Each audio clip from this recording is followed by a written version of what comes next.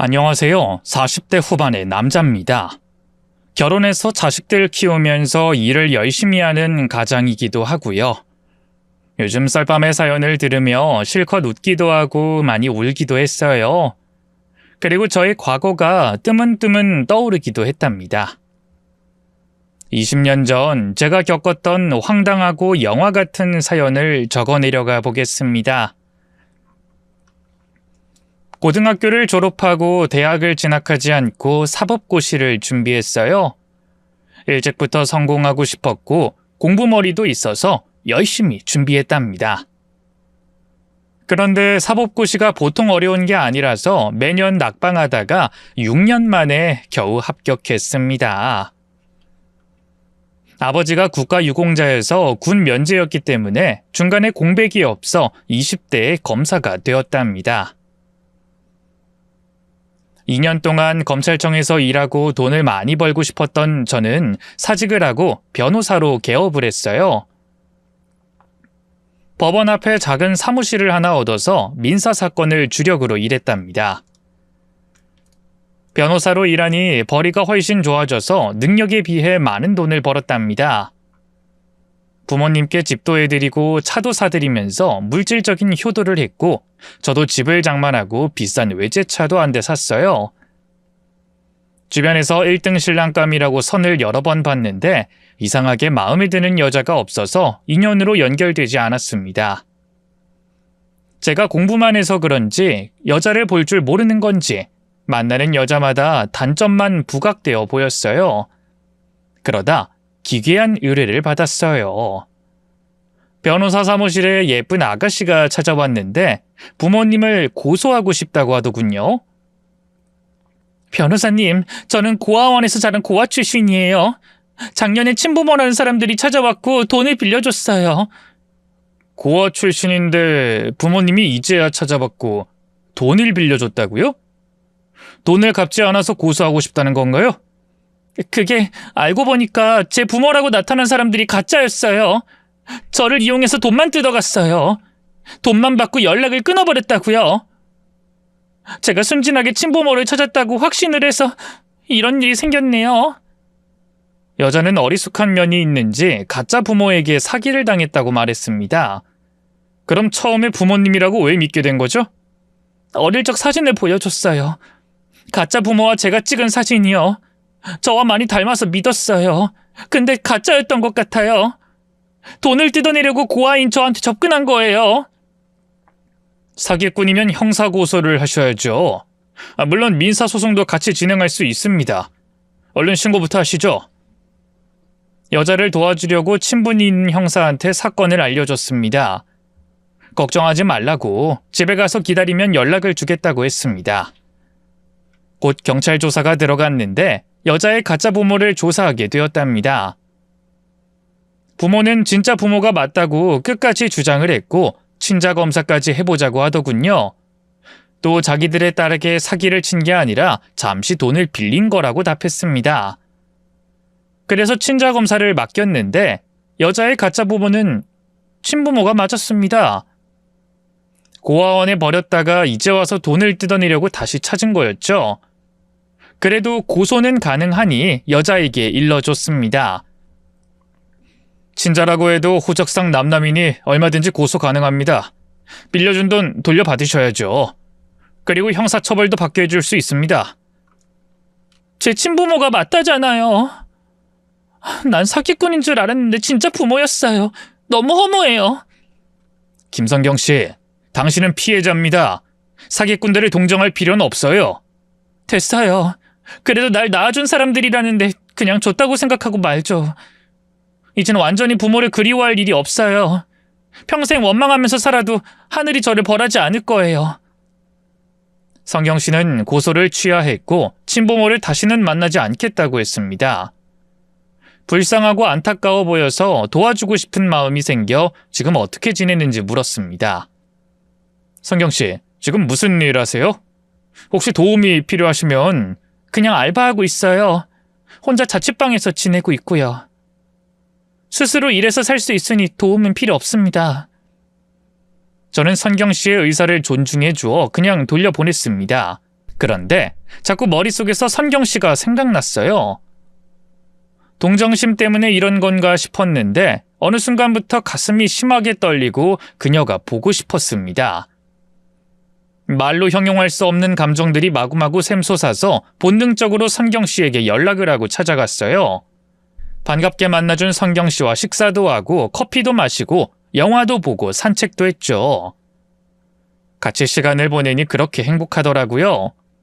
꼭 어디선가 만났던 것처럼 데자뷰도 느꼈답니다. 몇 번 더 찾아가서 선경 씨를 만났는데 제 감정에 확신이 들어 고백했습니다. 선경 씨, 제가 선경 씨를 좋아하는 것 같습니다. 저를요? 왜요? 변호사님이 뭐가 아쉬워서 저 같은 여자를... 저 같은 여자라뇨. 선경 씨는 예쁘고 순수하고 좋은 사람이잖아요. 나 좋은 사람 아니에요. 뭔가 착각하신 모양이에요. 저를 도와주셔서 만난 건데 괜히 만났나 봐요. 변호사님 앞길 막고 싶지 않으니 그만 돌아가세요. 저에게 조금도 관심이 없었는지 바로 거절하더라고요. 하지만 전 포기가 되지 않았어요. 이 끓어오르는 감정을 마음대로 식힐 수가 없었습니다. 그래서 적극적으로 대시를 해서 결국엔 선경 씨와 사귀게 되었답니다. 선경 씨는 자존감이 많이 낮았고 공감하는 능력도 좀 낮아 보였습니다. 고아로 살아와서 그런지 보통 사람들과는 달라 보였답니다. 선경아, 우리 부모님이 자기 보고 싶대. 날? 왜? 왜긴 왜야. 내가 만나는 애인이 누군지 궁금하시니까 그렇지. 내가 자기 자랑을 많이 했거든. 나에 대한 자랑? 내가 자랑스러운 사람인가? 하찮은 사람이지. 또 그런다. 성경아, 넌 누구보다 예쁘고 좋은 사람이야. 자기 자신을 그렇게 여기지 마. 오빠, 날 사랑해? 그럼 결혼도 하고 싶어? 그럼 하고 싶지. 당연히 하고 싶지. 근데 난 결혼 같은 거 할 마음 없어.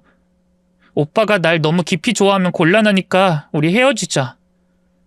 제가 그토록 좋아하고 사랑하는 걸 표현했는데도 선경이는 사랑받는 게 무서웠는지 저를 밀어내려고 했습니다. 선경아, 친부모 때문에 그래? 그 사람들처럼 내가 자기를 이용하고 버릴까봐 걱정되는 거야? 그 사람들도 처음엔 오빠처럼 친절하고 날 사랑하는 것처럼 행동했어. 그런데 결말은 난 아니야. 너한테 바라는 것도 없고 난 돈도 잘 벌어. 변호사인데 자기한테 돈을 뜯어낼 일은 없잖아. 나 뜯길 돈이 없어. 여자친구와 대화를 하면 힘이 한 번씩 쭉 빠졌습니다. 대화가 자꾸 샛길로 빠지길래 확실하게 말했습니다. 나는 내 앞에 있는 김성경이랑 결혼하고 싶어. 이게 내 진심이야. 결혼하면 뭐가 좋아? 내 인생이 바뀌나? 좋은 쪽으로 바뀌겠지. 자기 닮은 딸도 낳고 날 닮은 아들도 낳아보면 아마 엄청 행복할 거야. 그러다 우리가 애들을 키우기 싫어지면 고아원에 버리나? 뭐? 무슨 그런 무서운 말을 해. 내 부모가 그랬으니까. 오빠, 나한텐 그런 부모의 피가 흐르고 있어. 나 그런 짓을 벌일지 몰라. 오빠 인생 망칠지도 모르고. 아니야, 절대 그럴 일 없어. 성경아, 제발 부정적으로 생각하지 마. 나도 날 잘 모르겠어. 모든 것이 부정적이었습니다. 제가 그럴 일은 절대 없다고 말했는데 성경이는 나쁘고 부정적인 생각만 하면서 대답하더라고요. 결혼 고백은 한 번 거절당하고 나서 그냥 연애를 더 하고 나서 다시 기회를 볼 생각이었습니다. 그런데 한 달 만에 성경이가 먼저 결혼하자고 하더라고요. 저는 깜짝 놀랐습니다.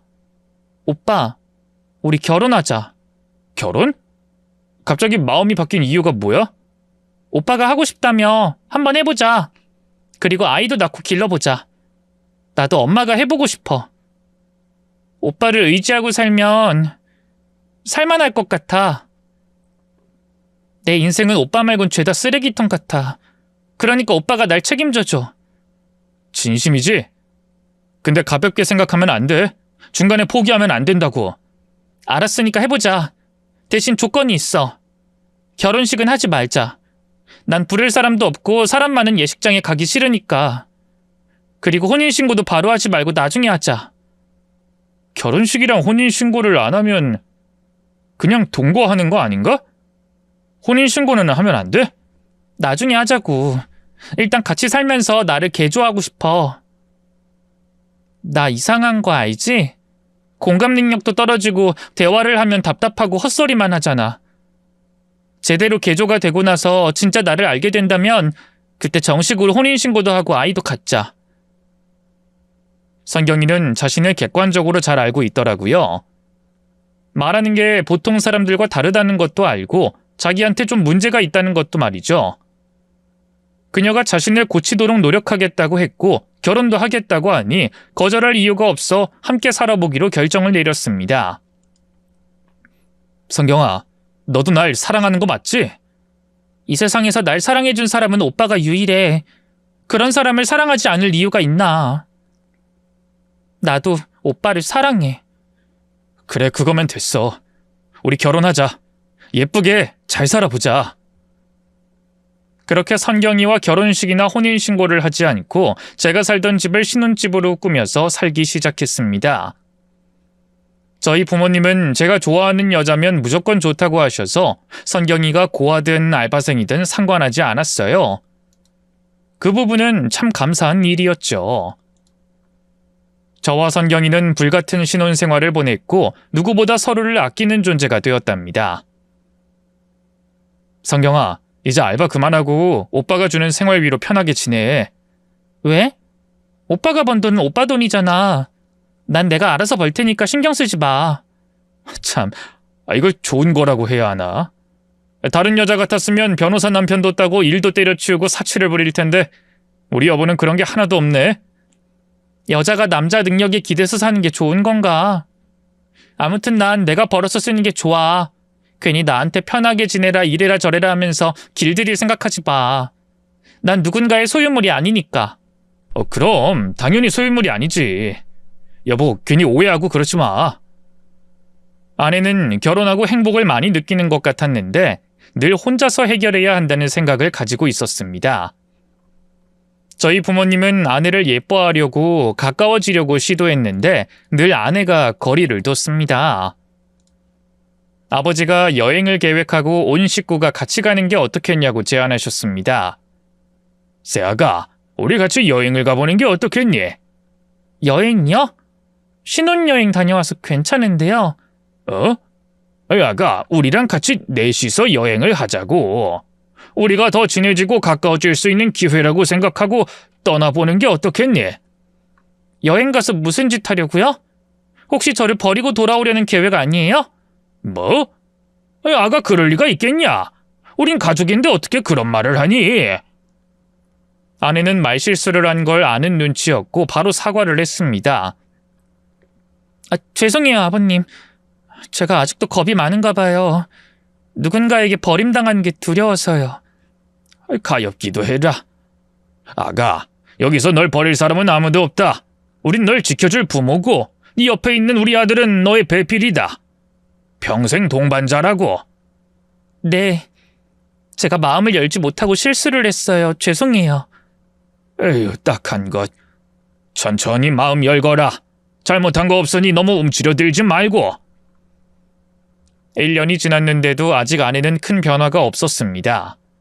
부모님은 시간이 약이라며 더 기다려주자고 했어요. 저도 아내가 혼자가 아니고 가족의 일원이고 사랑받는 귀한 사람이라는 걸 깨달을 날이 오리라 믿어 의심치 않았습니다. 어느 날 변호사 사무실을 나와 집으로 돌아가는 길에 아파트 입구에서 아내가 웬 중년 여자와 대화 나누는 걸 봤습니다. 친구 하나 없는 아내였으니 누굴 만나는 건지 궁금해서 얼른 차를 세우고 내렸답니다. 여보, 누구셔? 잘 아는 분이야? 퇴근하는 거야? 어서 집에 들어가자. 누군지 소개 안 해줄 거야? 그냥 잡상인이야. 가자. 그 말에 중년 여자가 푹 소리를 내며 웃었습니다. 잡상인? 그래, 아무렇게나 소개해라. 대신 내가 한 말은 꼭 들어주는 게 좋을 거야.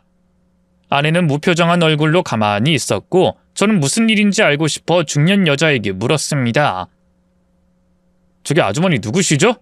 무슨 말을 들어주라는 거죠? 성경이 남편? 꽤 멀끔하게 생겼네. 우리 성경이가 얼굴이 예뻐서 신랑 하나는 잘 꼬셨어. 이보세요. 무슨 말 그렇게 하십니까? 도대체 누구길래 제 아내를 불편하게 하시는 겁니까? 중년 여자는 저를 위아래로 훑어보더니 다시 웃었습니다. 성경이가 남자 보는 눈이 이랬구나. 그래도 뭐 변호사라고 하니까. 아주머니, 누군지 말씀을 좀 해주시죠. 자꾸 불편한 이야기 하지 말고요. 잡상인 맞아요. 별 사이 아니니까 걱정하지 마세요. 성경아, 그만 가볼게. 변호사 신랑, 다음에 기회가 되면 또 봅시다. 중년 여자가 떠나자 아내에게 바로 물었어요. 여보, 저 여자 누구야? 진짜 이상한 사람이네. 별거 아니야. 내 친척이라고 하면서 찾아온 여자야. 내가 변호사랑 결혼한 걸 알고 돈을 빌리겠다고 왔나 봐. 뭐? 친척이라고 접근했다고? 진짜 나이 든 어른들이 왜 다 저 모양인 거야? 기가 막히네. 아내는 저를 보며 괜찮다고 대답했어요. 돈을 빌려줄 일도 없고 그 중년 여자를 다시 볼 일도 없다며 안심시켰습니다. 결혼 생활을 한 지 1년이 지났으니 아이를 낳고 싶어서 아내에게 말했어요. 여보, 우리 아이 가지자. 자기 닮은 딸을 낳고 싶어. 그러고 보니 우리 혼인신고도 해야겠네. 아이? 아직 마음의 준비가 안 됐어. 아직도? 그럼 혼인신고는? 그것도. 우리 조금 천천히 생각하자. 그래, 보채지 않을게. 그 마음의 준비가 되면 자기가 먼저 이야기해줘. 아내는 저를 지그시 보면서 자기를 진짜 사랑하냐고 물었습니다. 늘 확인을 받으려고 뜬금없이 묻곤 했답니다. 오빠, 날 사랑해? 그걸 말이라고 해. 엄청 사랑하지. 왜? 이유가 뭐야? 사랑하는데 이유가 어딨어. 그냥 사랑하니까 사랑하는 거지. 오빠는 참 좋은 사람이야. 내가 살면서 오빠 같은 사람은 본 적이 없어. 그러니까 우리가 결혼을 한 거지.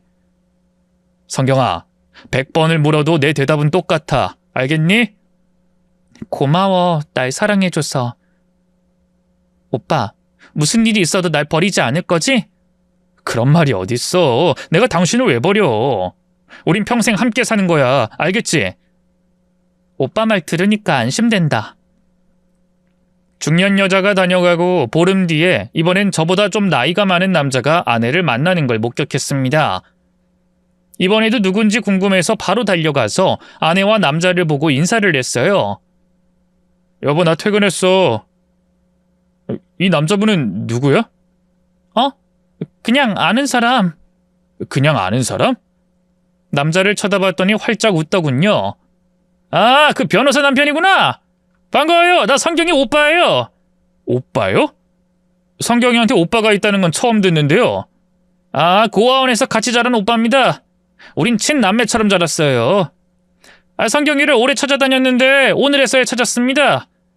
그래요? 그럼 집 안으로 들어가셔서 얘기하시죠. 여보, 손님 왔는데 집으로 모시자. 아내는 고개를 절레절레 흔들면서 거절했습니다. 이 오빠가 약속도 안 하고 온 거야. 나중에 따로 보든지 할게.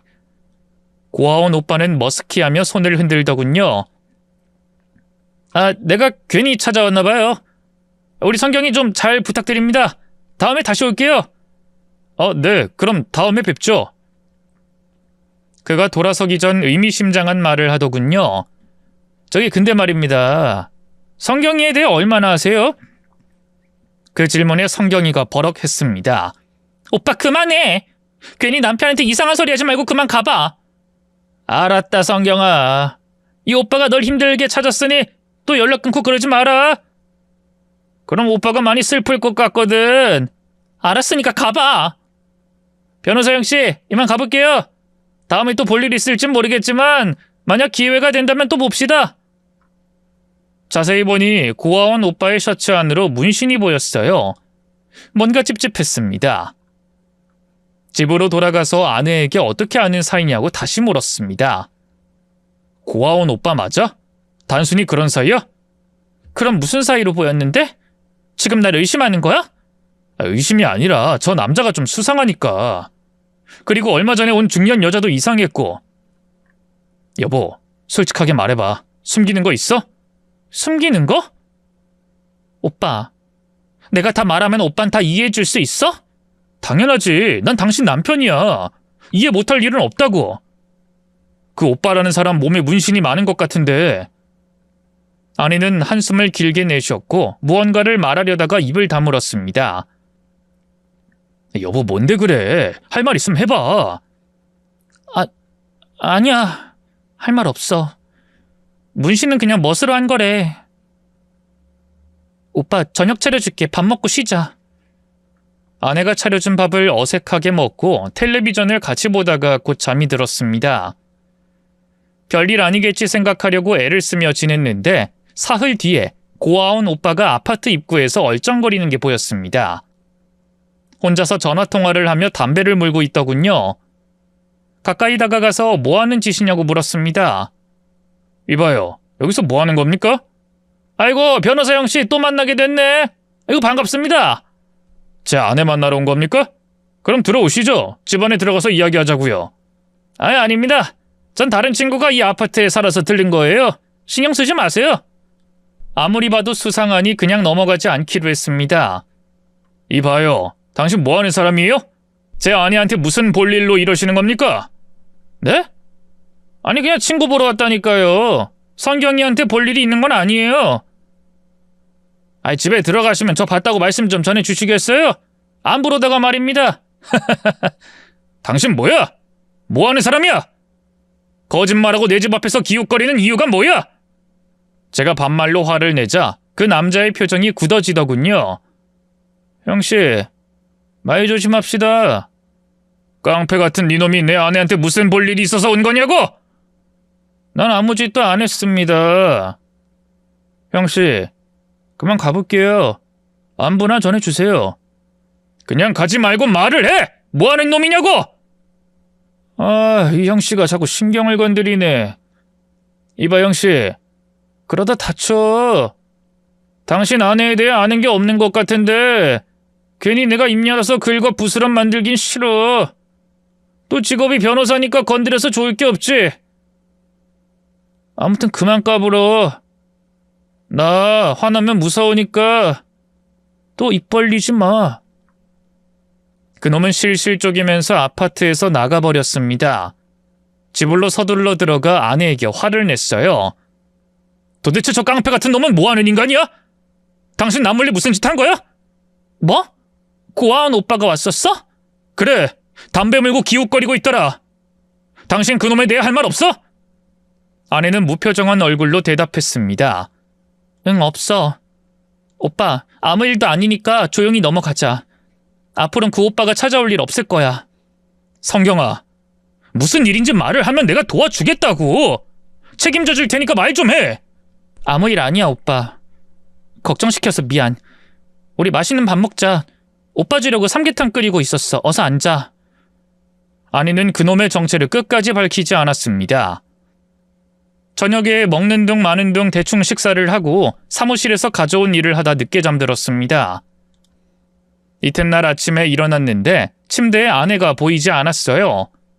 집안을 다 찾아봐도 아내의 모습은 보이지 않았답니다.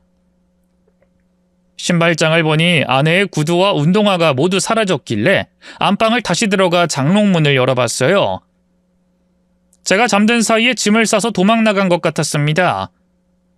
너무 황당해서 혼잣말을 뱉었습니다. 뭐야? 도대체 무슨 일이 벌어진 거야? 흥분을 가라앉히고 마음을 졸이며 아내에게 전화를 걸었습니다. 핸드폰은 꺼져 있었습니다. 집을 나간 이유가 뭔지 확실히 몰랐던 저는 하루는 기다려보기로 했어요. 다시 돌아오겠지 하고 초조해하면서 집에만 붙어 있었답니다. 그런데 늦은 밤이 되어도 오지 않아 경찰서를 찾아갔어요.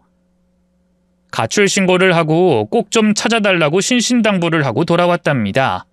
그런데 아내의 핸드폰은 켜지지 않았고 신용카드나 다른 생활 흔적이 나타나지 않았어요. 무슨 일인지 답답해하며 괴로운 시간을 보냈습니다. 제가 무슨 잘못을 한 것인지 곰곰이 생각해봤는데 모르겠더라고요. 혹시 그 문신한 고아원 오빠와 내연관계인가 싶은 생각이 들어서 불같이 화를 내며 집안의 집기를 마구 집어던졌습니다. 한 달 동안 아내에 대한 연락은 오지 않았어요.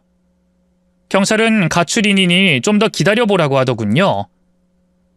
친한 형사에게 부탁했는데도 생활 흔적이 나오지 않으면 당장 찾아내기가 어렵다고 했습니다.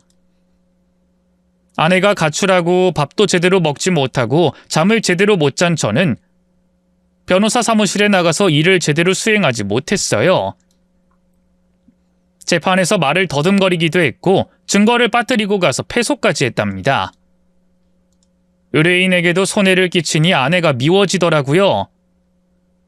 그러던 어느 비오는 저녁에 의뢰인을 만났어요. 볼일을 다 보고 집으로 돌아가려고 차에 올랐는데 우산을 쓴 여자가 눈에 들어왔습니다. 꼭 아내의 걸음걸이와 비슷했어요. 느낌이 팍 와서 당장 따라갔습니다. 뒤에서 유심히 보니 아내가 맞았습니다. 걸음걸이뿐만 아니라 아내의 향기를 맡았답니다. 곧 우산을 접고 상가 안으로 들어가길래 들키지 않고 따라 들어갔습니다. 2층에 위치한 흥신소 사무실에 아내가 문을 열고 들어갔고 저는 문에다 귀를 가져다 댔습니다. 아내의 목소리가 들려왔습니다. 소개받고 왔어요. 이 돈만 드리면 없애주는 거죠? 어디서 뭘 듣고 오셨습니까? 없애주다뇨? 다 알고 왔어요. 돈만 주면 일 처리해준다고 하던데. 이봐요. 요즘 세상에 누가 돈을 받고 그런 짓 합니까? 나가세요. 재수 없으려니까. 이것밖에 방법이 없어요. 저 좀 도와주세요. 나가세요. 젠장. 어디서 돈 가지고 와서 누굴 없애라는 거야? 우린 그런 일 안 해요. 잠시 대화를 들었더니 아주 무서운 일이 벌어지는 것 같았습니다. 아내가 돌아 나오길래 얼른 위층 계단으로 뛰어 올라가 몸을 숨겼습니다. 화가 난 얼굴로 나온 아내는 상가를 나와서 어디론가 걸어갔답니다. 절대로 놓치지 않으려고 두 다리에 힘을 주고 따라갔어요. 비 오는 거리를 20분을 걸은 아내는 원룸촌으로 들어갔습니다. 그곳에서 혼자 지내는 것 같았어요. 몇 호인지 알았으니 들어가면 됐는데 발이 떨어지지 않더라고요. 무슨 말을 먼저 하고 어떻게 말해야 할지 감이 들지 않았습니다. 그런 고민을 하던 중 아내가 다시 나오더군요. 가방을 메고 가길래 또다시 쫓아갔답니다. 유흥지점이 즐비한 건물에 지하로 들어가는 것을 보고 아차 싶었습니다. 술집에 일하러 들어간 것이 거의 확실해 보였어요. 아내를 걱정한 게 어찌나 화가 나고 후회가 되던지 이루 말할 수 없었습니다. 아내가 지하로 들어가고 30분 뒤에 술집에 간판불이 들어왔어요. 그리고 술집을 찾는 손님들이 계단으로 내려가더라고요. 제 두 눈으로 직접 확인하고 끝을 볼 생각을 했습니다. 이를 악물고 두 주먹을 불끈 쥐고 지하 계단을 타고 내려갔습니다. 술집 문을 열고 들어갔더니 복도는 조용했고 방 안에서 남자들의 웃음소리가 터져나왔고 여자들의 콧소리가 들렸습니다. 웨이터로 보이는 한 남자가 저에게 말을 걸었어요. 어떻게 오셨어요? 혼자 오셨습니까? 친구들이 먼저 와서 방 잡았어요. 거짓말 같은데? 친구들 몇 번 방에 있는데요. 말해보세요. 아저씨 누구세요? 저는 지갑을 꺼내 명함 한 장과 지폐를 몇 장 꺼냈습니다. 내가 가게 아가씨들 얼굴을 힐끔 보면서 고르려고 룸에 있는 아가씨들 구경 좀 하고 들어갈게. 괜찮지? 아이고, 변호사 손님이셨군요. 팁까지 주시고 감사합니다. 네네, 천천히 구경하시고 들어가시죠, 손님. 고마워. 그럼 나 신경 쓰지 말고 일 봐. 한 웨이터에게 팁을 줬더니 복도를 오가는 웨이터들이 아무런 제재를 하지 않았습니다. 카운터를 쓱 보고 지나 룸 안을 들여다보며 천천히 걸었답니다. 그러다 모두 다 확인했고 끝방까지 다다랐어요. 끝방은 손님의 방이 아니라 대기실인 것 같았어요. 여자들의 목소리가 들리길래 그곳에 아내가 있을 것 같았죠. 숨을 죽이며 방문 앞으로 다가가자 짝소리가 크게 울렸습니다. 살짝 열린 문틈 사이로 머리가 헝클어진 아내가 보였어요. 따귀를 맞고 고개를 푹 숙였답니다. 따귀를 날린 여자는 집 앞에 찾아왔던 중년의 여자였습니다. 그 여자가 아내의 따귀를 한 대 더 날리며 고함을 쳤어요. 야, 어젠 뭐 하는데 안 나온 거야? 몸이 안 좋아서요. 감기 기운 때문에. 겨우 감기로 안 나와? 어제 널 지명한 손님들이 얼마나 많았는 줄 알아? 너 때문에 손해를 크게 봤잖아. 너 빌려간 돈 다 갚기 전까진 하루도 쉬지 않고 일하기로 약속을 했니 안 했니? 했어요. 그럼 약속을 지켜야지. 너 또 도망가려고 머리 쓰는 거 아니야? 내 돈 떼먹고 도망가서 시집 간 걸 생각하면 아주 기가 막혀서 실수가 나와. 야, 네 변호사 남편한테 싹 다 불려다가 겨우 참았어. 너 내 밑에서 술 따르는 애라고 고자질하려다가 꼭 참아줬다고. 언니 죄송해요. 다시 도망은 안 가요. 오늘은 2배로 일해라. 들어가라는 방에 싹 다 들어가서 손님 받아. 알았어? 네, 언니. 아내가 술집에서 일하는 여자라는 건 확실하게 알게 됐습니다. 빚이 있다는 것도 알았고요. 저는 이 사태를 어떻게 할지 잠시 생각하다가 당장 얼굴을 맞대고 묻고 따지기로 결정했습니다. 직원들 대기실 문을 열고 안으로 들어갔더니 여자들이 화장을 하고 있었고 아내는 머리를 빗고 있었습니다. 김성경! 화장대 거울로 저를 본 아내가 헉 놀라더니 뒤를 돌았습니다. 오빠가 여긴 어떻게 알고 온 거야? 지금 그게 중요해? 너 이런 여자였냐? 술집 여자였어? 미안하게 됐어. 숨겨서 미안해.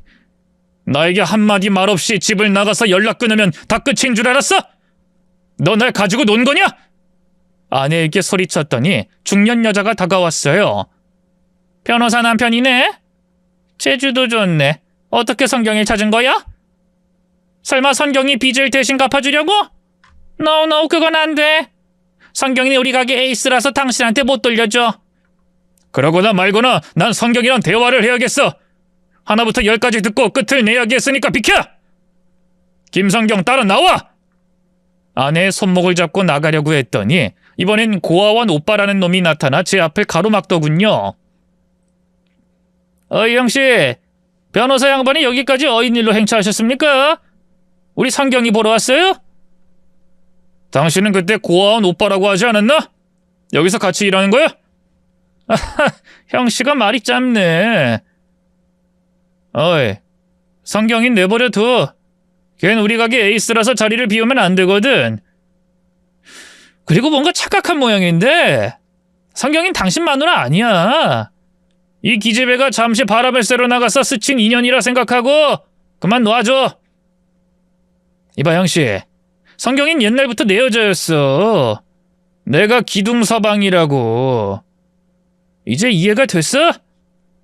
알면 알수록 지저분하구만. 일단 비켜. 나가서 확실하게 대화해야겠으니까. 못 나가. 당신이 무슨 짓 할 줄 알고 내보내주겠어? 형씨, 그냥 술이나 한잔하고 가. 아가씨들 많으니까 여기서 한 명 골라봐. 대신 성경이는 안 돼. 형씨가 무슨 말을 할지 모르니까. 비켜! 당장 우리 둘의 문제 해결해야겠으니까 이 양아치 자식아. 저리 꺼져! 오호라, 이 양반이 오늘 영정사진으로 얼굴을 받고 향냄새 맡고 싶으신가 보네. 내가 소원대로 해줄게. 아내의 고아원 오빠는 목을 돌리며 주먹을 우두둑 소리를 내면서 겁을 주더군요. 일이 복잡해질 것 같아 빨리 아내를 데리고 나갈 생각이었습니다. 바로 그놈의 급소를 발로 세게 걷어차버렸습니다. 내 거기에 걷어차... 아이고 나 죽네. 다들 뭐하고 있어? 구경만 하지 말고 저것들 잡아와. 성경아 나와. 어서 뛰어. 오빠 어딜 가는 건데? 다 알았으면서 나를 왜 데리러 온 거야? 일단 나가자. 나가서 말하자고. 저와 아내는 가게 뒷문 계단을 타고 올라갔습니다. 지상으로 나가 택시를 잡았고 바람같이 달려서 유흥거리를 벗어났답니다. 택시 안에서 아무 말도 하지 않았어요. 일단 안전한 곳으로 가야 할 것 같아서 제 변호사 사무실로 향했습니다. 들어와. 오빠 이러지 마. 내가 어떤 여잔지 두 눈으로 봤잖아. 근데 할 말이 남았어? 네가 어떤 여잔지 눈으로 봤지만 네 말을 직접 들어야겠어. 빨리 들어와. 안 잡아먹으니까. 아내는 기운 없이 변호사 사무실로 들어왔고 따뜻한 차를 한 잔 내어줬습니다. 지금부터 당신에 대해 빠짐없이 말해. 그 중년 여자랑 고아원 오빠에 대해서도 다 말해봐. 오빠, 뭐가 궁금한 건데? 너 술집에서 일하는 애라면서 나랑 결혼하고 살면서 한 푼도 뜯어가지 않았어. 나에게 의도적으로 접근한 게 아니라는 뜻이지. 너에 대해 좀 알고 싶으니까 말해봐. 아무리 끝난 사이라도 나도 알 자격이 있어. 그래, 오빠도 알 자격 있지. 일단 사과부터 할게. 오빠한테 말도 안 하고 야반도주한 거 미안해. 사과는 됐으니까 처음부터 끝까지 모두 말해. 아내는 힘들게 입을 열었습니다. 난 고아원에서 자랐어. 오빠도 아는 사실이지. 아까 본 문신 돼지놈이 고아원에서 만난 오빠였어. 그놈이 먼저 독립하고 나서 2년 뒤에 고아원에서 독립한 나에게 사랑 고백을 했어. 난 진심인 줄 알고 그놈이랑 같이 살았어. 근데 얼마 뒤에 나한테 좋은 일자리가 있다면서 데리고 갔어. 아까 그 중년 여자한테 데리고 갔지. 처음엔 술집에서 주방에서 일하는 줄 알았는데 아니었어. 화려한 옷을 주고 화장을 시키더라. 그래서 이건 아니다 싶어서 도망가려는데 이미 나에게 줄 옷과 화장품 값을 갚지 않으면 못 나간다고 하루만 일하라고 했어. 그렇게 시작된 거였어? 그래서 방세든 생활비든 모두 빚으로 달아놓고 널 일시킨 거야? 빚을 다 갚고 나서 나가려고 했어. 그때 고아원 오빠가 내 이름으로 돈을 빌려서 도박을 했어. 그걸 갚으라고 강요했고 벗어나지 못하게 했어. 아내는 고아원 오빠와 중년 여자에게 철저하게 이용을 당했습니다. 두 짐승이 빨대를 꽂고 피를 빨아먹고 있던 거였죠. 벗어나면 잡혀오길 반복했고 경찰에 찾아간 적이 있는데 술집 사람들과 한통속이어서 벗어나지 못했답니다. 그리고 친부모가 찾아와서 빚을 내서 돈을 빌려줬고 배신을 당하고 제 변호사 사무실에 찾아온 것이죠. 그때 아내는 도망 중이었고 저와 연애와 결혼을 한 겁니다. 중년 여자나 고아원 오빠는 저에게 돈을 요구하는 대신 가게 에이스인 아내를 데려가는 것이 더 큰 이득이라 판단하고 저에게 진실을 말하지 않았대요. 앞으로 계속 찾아올 테니 아내는 저 몰래 야반도주에서 다시 올가미에 들어온 것이었죠. 이야기를 다 들어보니 화가 나서 욕이 저절로 튀어나왔습니다. 그것들 사람도 아니네. 지옥불에 평생 갇혀버릴 놈들이야. 그래서 흥신소에 찾아간 거구나. 그걸 봤어? 그래. 우연히 보고 널 미행했어. 그래서 내가 널 데리고 온 거고. 내가 원하는 대로 일 처리는 안 된대. 흥신소를 믿었건만 이젠 벗어날 방법이 없어. 성경아, 내가 도와줄게. 날 믿고 하라는 대로만 해. 오빠 괜히 엮이지 마. 그것들 얼마나 무서운 놈들인지 몰라서 그러는데 진짜 악독한 짐승들이야. 내가 왜 오빠를 두고 도망 나왔는데 오빠까지 엮이면 진짜 인생 망치게 된다고. 오빠 그만 돌아갈래. 난 일해야 해. 고아원 오빠가 돈을 빌릴 때마다 내가 사인을 했어. 뭐? 그렇게 당하고 또 돌아가겠다고? 이용만 당하겠다고? 너 바보니? 천치야? 나 갈 곳이 없어. 하늘 아래 혼자고 어디도 갈 데가 없어. 오빠와의 결혼은 이제 끝났잖아. 내가 가게 언니한테 사는 곳을 들켰을 때 이미 끝날 거라 예상했어. 멍청하기는. 그래서 술집으로 돌아가겠다고? 성경아, 잘 들어. 네 일은 내가 해결할 거야. 이걸 다 해결하고 나서 나와의 일도 해결하자. 알겠니? 그제야 저를 믿었는지 아내는 구원의 갈망이 가득 찬 눈빛으로 바라보며 아무 말도 하지 않았습니다. 제가 사법고시 출신이고 동기들이 잘 나가는 검사가 많았으니 도움 청할 곳이 많았답니다.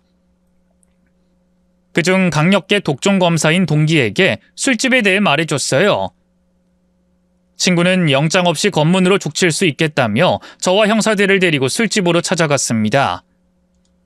잠시 검문 좀 할게요. 신고가 들어와서 조사 좀 금방 하고 가겠습니다. 고아원 오빠가 튀어나오더니 저를 쓱 보았고 검사 친구에게 욕설을 퍼부었습니다. 당신들 뭐야? 영장 있어? 이것들이 남의 장사 말아먹으려고 하나? 당장 안 나가! 제가 손가락으로 카운터를 가리켰습니다. 카드 단말기가 여러 개던데 저거 세금 줄이려고 갖다 놓은 것 같아. 친구야, 이런 수법 많이 봐왔지? 일단 탈세 확정이야. 그리고 대기실에 가면 양주가 쌓여있는데 내 눈으로 보니 가짜 양주더라. 게다가 8번 방에선 카드까지 치더라. 지금 들어가 보면 다 증거 있을 거야. 탈세, 가짜 양주, 도박장 운영까지 세트로 묶어서 이것들 다 보내버릴 수 있어. 아내를 찾으러 왔을 때 술집을 자세히 살폈던 걸 제대로 써먹을 수 있었습니다. 검사 친구는 형사들에게 다 뒤져보라고 하고 모든 증거를 챙겼습니다. 중년 여자는 검사 친구에게 협상을 하자고 빌빌 기며 말했어요. 저기 검사님, 우리 이러지 말고 대화로 해결해요. 요 앞에 경찰들이랑은 협의가 잘 됐는데 전달이 잘 안 됐나 봐요. 여기 돈 좀 챙겼으니까 이거 가지고 회식들 하세요. 어쭈, 뇌물수수까지? 야, 마담이랑 관계자들 싹 다 현행범으로 잡아들여! 제 친구가 무대뽀라서 일단 싹 다 잡아들였습니다.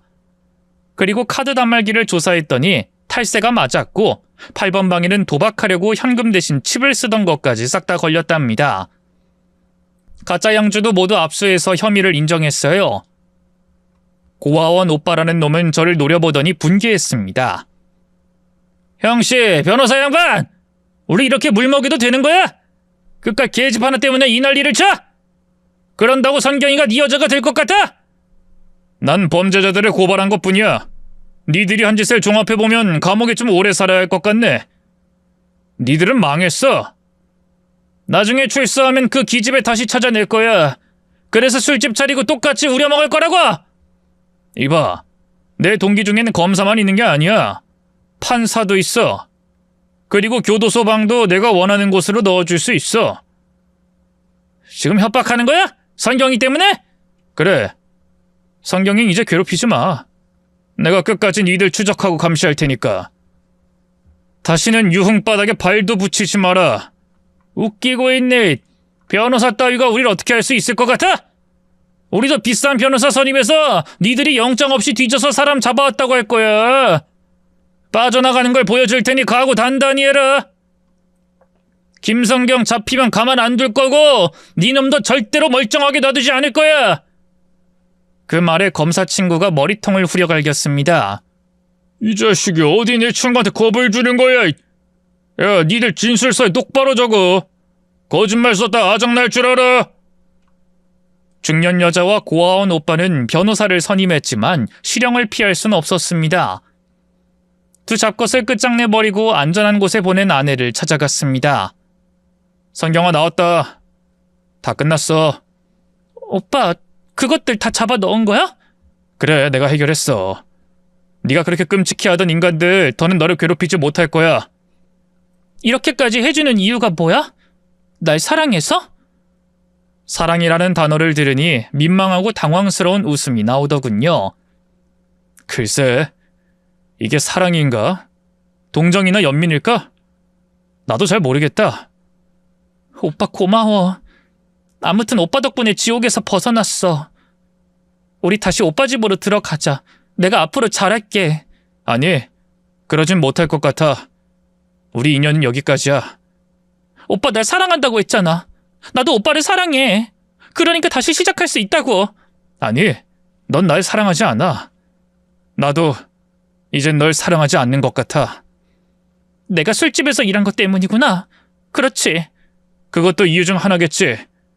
더 큰 이유는 선경이 너랑 나는 끝까지 행복하기 어려울 것 같아. 늘 겉돌듯이 나를 대하는 널 생각해봐.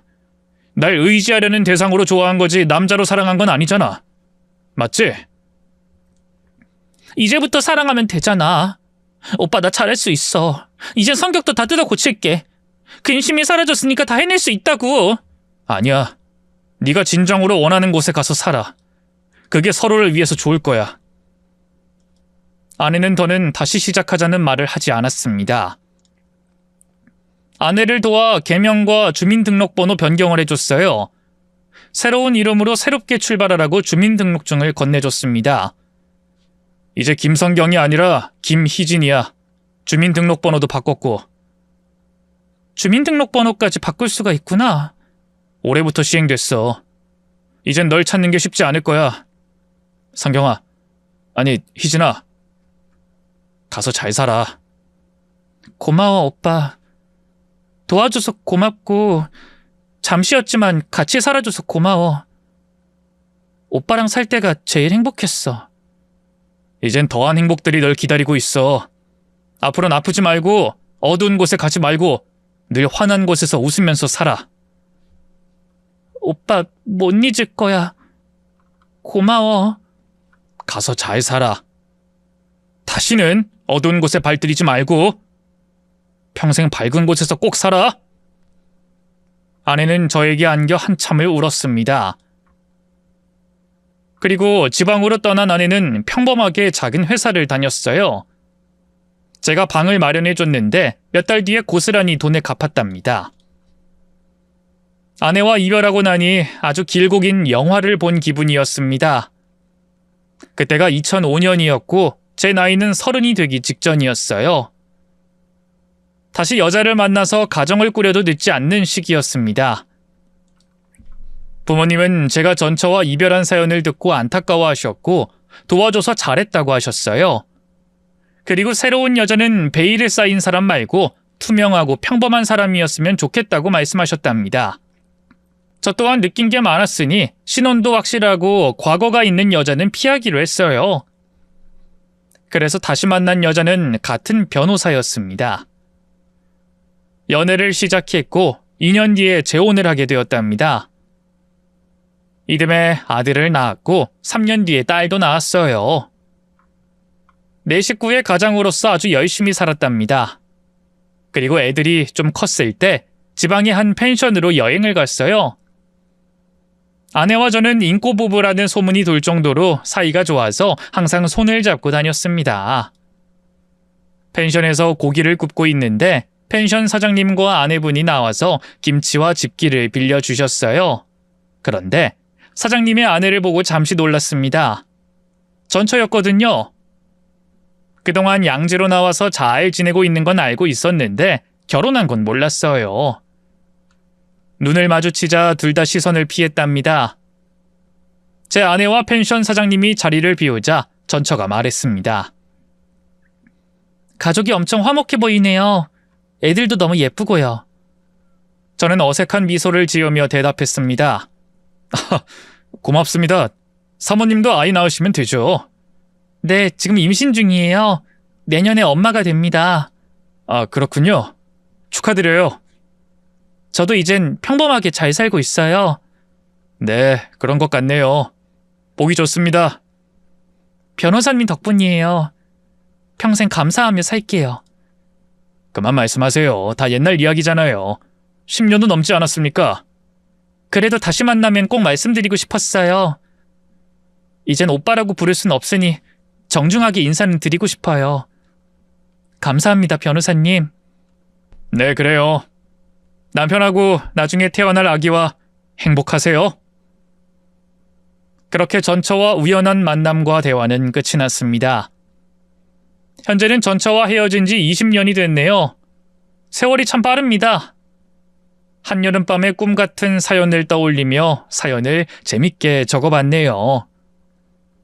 각자 행복하게 살게 됐으니 참 다행이에요. 그럼 제 이야기는 여기서 줄이겠습니다. 끝까지 들어주셔서 감사드립니다. 모두 안녕히 계세요.